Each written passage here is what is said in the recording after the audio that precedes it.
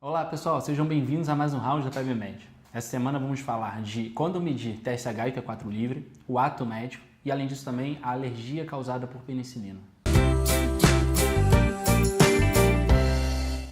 O primeiro artigo que vamos discutir foi escrito pela doutora Luma Beatriz e fala sobre quando medir TSH e T4 livre. A grande questão que o artigo debate é justamente a necessidade ou não de dosar esses hormônios frente ao hipotireoidismo subclínico. E será mesmo que a gente está exagerando nesse aspecto? Pedro, como é que você enxerga na sua prática rotineira a dosagem dos hormônios? É frequente nos consultórios o próprio paciente às vezes solicitar que o médico faça um pedido de exames de rotina, de check-up, e eventualmente vai cair a dúvida sobre o médico se vale a pena incluir nessa rotina de exames o pedido de TSH e T4 livre. Bom, o que as evidências mostram já cai muito com o que a gente já vem fazendo na prática ambulatorial, que é só pedir esse tipo de exame quando há alguma suspeita clínica de hiper ou hipotireoidismo. E nesses casos, o exame de rastreio mais indicado é simplesmente o TSH e não o TSH acompanhado do T4 livre. Com certeza, até porque a gente sabe que um pouco de alteração no T4 livre mexe muito já no TSH e é muito sensível em relação a isso. E a gente sabe que a dosagem rotineira em pacientes assintomáticos tem grau de evidência baixíssimo, né? Grau D de evidência. Então, vale a pena conferir no texto, entendendo um pouquinho mais como aplicar ou não o uso desses hormônios na sua rotina e não apenas incluir diretamente na sua folha de check-up. O próximo artigo que vamos discutir fala sobre o ato médico e foi escrito pelo Dr. Ronaldo Gismondi, professor de Clínica Médica da UF. O texto é bastante detalhado e bem didático e aborda justamente as mudanças promovidas pela ex-presidente Dilma Rousseff no ano passado sobre a lei federal que implica diretamente da atuação do médico e outros profissionais de saúde. O ato médico, como a gente sabe, determina justamente o exercício da medicina e tende a harmonizar a saúde junto com outros profissionais. O Conselho Federal de Medicina apontou no ano passado alguns pontos que eram mais relevantes e deveriam ser seguidos ou não por médicos. Além disso, houve muita discussão, principalmente com outros conselhos, daquilo que deveria estar mais ciente para cada uma das profissões. O ato médico tem como principal objetivo garantir que a atuação de cada profissional de saúde seja mais completa, principalmente quando a gente olha do ponto de vista do SUS. Pedro, você acompanhou a discussão no ano passado, todos nós médicos acompanhamos, houve muito debate nos hospitais. O que você enxerga em relação ao que deve ser feito, o que não deve ser feito, essa relação multiprofissional? Com certeza, o fato desse assunto ter sido muito discutido no ano passado, ele traz à tona, e esse é o motivo do artigo, mas eu acredito que tem que ser um exercício constante, né? É inegável a importância de cada profissional de saúde no cuidado multiprofissional e na determinação do melhor cuidado para o paciente, e a gente sabe que é preciso estar bem definido qual o papel de cada profissional nesse cuidado. Em relação às atribuições de cada profissional, esse foi um ponto que gerou muita discussão, porque a gente sabe que é sensível, né? Eventualmente, diversos profissionais vão ter o conhecimento, mas é preciso estar determinado em lei quem responde por quais atos. É justamente disso que trata o documento. Infelizmente, na Faculdade de Medicina, a gente não tem tanto contato com esse tipo de informação e é por isso muito importante, mesmo que você ainda não é formado, também se inteirar dessa discussão e estar a par disso, o que com certeza vai mudar a sua rotina profissional. E além disso, a gente deve lembrar da atuação de cada uma dessas áreas que atuam junto no médico, na sua rotina. Então, como serviço social, ser muito importante na questão da alta,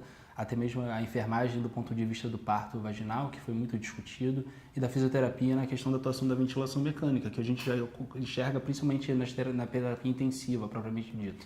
Com certeza é inegável que a gente acaba se comparando com outros países e a gente vê uma diferença muito clara em relação às atribuições, em relação aos papéis, mas é preciso entender que a gente ainda está em evolução e não necessariamente a cultura dos outros países se assemelha tanto com a nossa, e por isso essas particularidades. Um ponto que gerou muito polêmica foi a questão da prescrição do farmacêutico. Houve algumas questões relacionadas também a questões de procedimentos envolvendo biomédicos, enfim, outras áreas da saúde. Alguns médicos sentiram que estavam indo um pouco além, houve muita discussão, afinal de contas a medicina tem o preparatório de 6 a 8 anos relacionados a isso. Como é que você enxerga? Você já chegou a se deparar com alguma situação relacionada? O documento foi muito criticado em alguns momentos por ser um pouco obscuro, um pouco mais abrangente. A gente entende até que em alguns momentos é difícil você definir com exatidão qual vai ser a atribuição e principalmente qual vai ser a proibição de cada área, porque hoje em dia, com acesso à informação, qualquer profissional pode se capacitar, pode se habilitar, mas a gente precisa entender, obviamente, que acima disso tudo existe a lei e a gente tem que estar a par disso. E ter esses atores do processo bem definidos ajuda a ter uma sinergia entre as equipes multiprofissionais.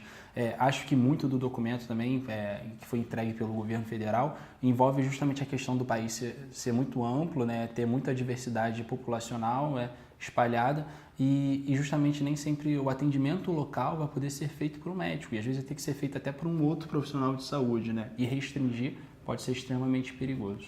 O terceiro artigo que vamos discutir hoje fala sobre alergia à penicilina. Será mesmo? Foi escrito pela doutora Luciane Mello, otorrinolaringologista, e fala justamente o fato de que o aumento de número de pacientes que chegam ao consultório ou ao pronto atendimento relatando terem alergia a este antibiótico. Nos Estados Unidos, se estima que 5 a 20% dos pacientes reclamem ter alergia à penicilina. A questão é que um estudo realizado na América apontou que menos de 1% desta população, quando submetida a testes alérgicos, realmente apresentavam reação a este antibiótico. Pedro, a gente sabe que muitas vezes durante a rotina do consultório, quando a gente colhe HPP, a gente tenta entender um pouco mais sobre essas reações adversas. Quando o paciente explica, a gente vê que nem sempre o episódio ocorrido realmente era uma alergia. Às vezes o paciente só refere que minha mãe me falou, enfim, já me contaram, eu tive, enfim, uma coceira leve. Como é que você enxerga esse estudo do ponto de vista até mesmo educacional para o médico e para a população? Sem dúvida, chama atenção desde o início porque é um texto que não foi escrito por uma infecto, apesar de tratar de antibióticos. Porque é muito frequente no campo de trabalho dos otorrinos ter que abrir mão da penicilina para tratamento de diversas infecções de vias aéreas e com essa crescente percepção de que muitos pacientes relatam alergia, isso está tornando até o trabalho mais difícil, porque a gente sabe que a segunda opção nem sempre é acessível, eventualmente vai ser mais cara, vai predispor a mais resistência a antimicrobianos. Então, de uma maneira geral, o que a gente tenta fazer, principalmente durante a anamnese, é entender se o contexto em que o paciente teve uma reação ao medicamento efetivamente se configurou como uma alergia. E a gente sabe que, uma vez que o paciente teve alergia a uma medicação, isso não necessariamente garante que ele vai ter outro episódio alérgico, e infelizmente o contrário também se aplica. O fato dele não ter tido uma alergia não garante que, eventualmente, no uso futuro, ele não vá ter essa reação alérgica. Então é sempre uma questão muito subjetiva, a gente tem que tratar cada caso e cada situação de uma maneira diferente. De uma maneira geral, o que a gente tenta fazer é compreender se o paciente efetivamente teve uma reação adversa, seja cutânea ou seja respiratória, ou se efetivamente ele teve uma reação alérgica, que aí sim a gente abre mão de uma segunda opção. Então é isso, pessoal. Este foi um round da PebMed. Você encontra na descrição desse vídeo os links diretos para cada um desses artigos discutidos. Além disso, se quiser, pode enviar sugestões e críticas para o nosso e-mail em comunicação@pebmed.com.br. Também não deixe de se inscrever em nosso canal para receber sempre em primeiro lugar as notificações de novidades e vídeos. Queria deixar um abraço essa semana para o nosso incrível leitor Alfredo Severi. Dr. Roberto Nascimento também sempre acompanhando os nossos posts. Fica aquele abraço para você. Para se manter sempre atualizado em guidelines, notícias da profissão, eventos e informações no campo da medicina, acesse www.pebmed.com.br. Até mais!